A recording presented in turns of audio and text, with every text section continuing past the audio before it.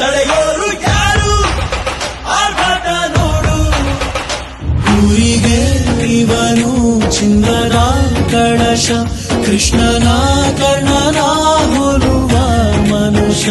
ಸೇನೆಯ ನಿಲ್ಲಿಸೋ ಧೈರ್ಯದ ರಭಸ, ಗಾಲಿಗೆ ಸೋಲುವ ಮಗುವ ಮನಸ. ಢಮ ಢಮರುಗ ಬೆಚ್ಚಿಸುವ ಜಗ ಬೆಚ್ಚಿಸುವ ಪರಶಿವ ನಂದಿ ನಂದಿ.